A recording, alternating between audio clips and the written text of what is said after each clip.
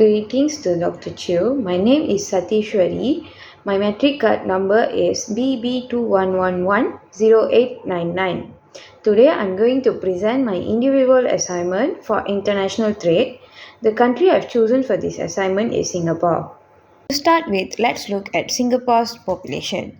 Singapore's total population stood at 5.92 million as at June 2023, a 5% increase from June 2022.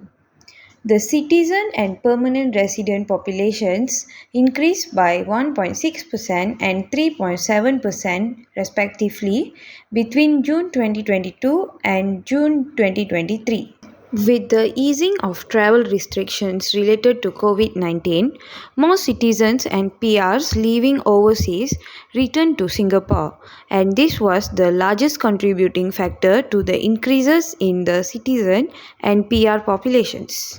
As at June 2023, the non-resident population stood at 1.77 million, an increase of 13.1% from June 2022. The increase in the non-resident population was mainly due to foreign employment growth in Singapore from June 2022 to June 2023.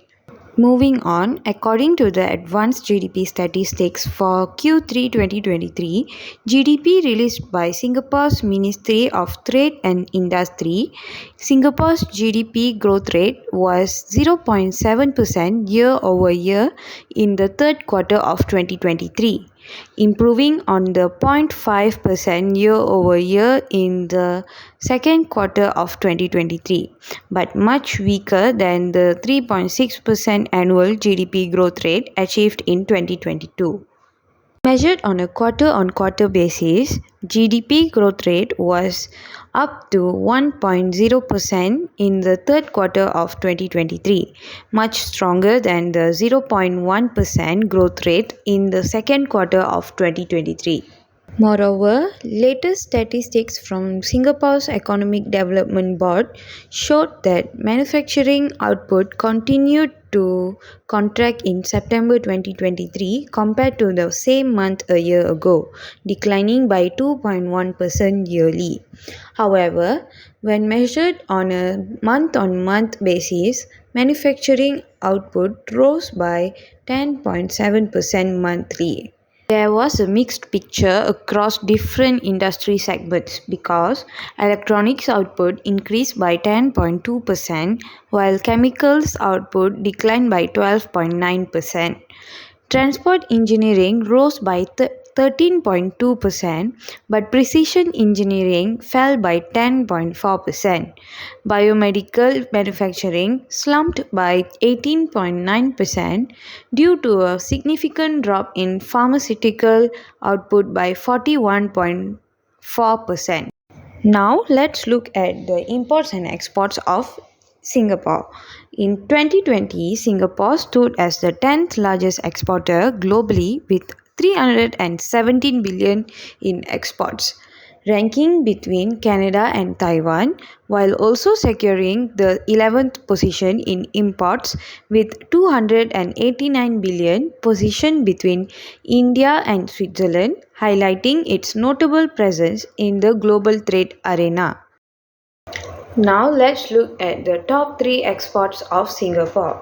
The first place goes to Integrated Secure, which is at 77 billion. The second place goes to Refined Petroleum, which is at 14.8 billion. And the third place goes to Gold, which is at 18.6 billion.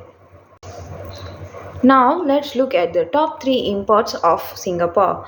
The first place goes to electrical machinery, which is at 106.38 billion, and the second place goes to optical, medical and technical apparatus, which is at 10.48 billion, and the third place goes to organic chemicals, which is at 6.55 billion.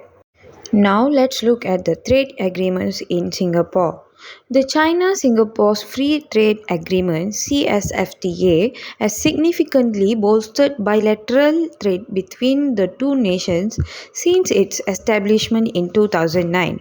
This agreement has not only enhanced market access and investment protection but also streamlined customs procedures, allowing for easier electronic transmission of trade documents.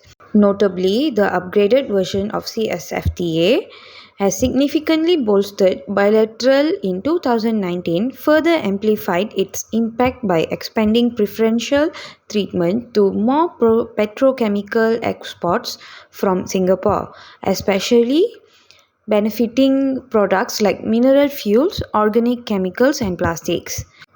As China stands as Singapore's largest merchandise trading partner since 2013, the CSFTA continues to fortify and simplify trade relations, fostering a conducive environment for robust economic cooperation between both countries.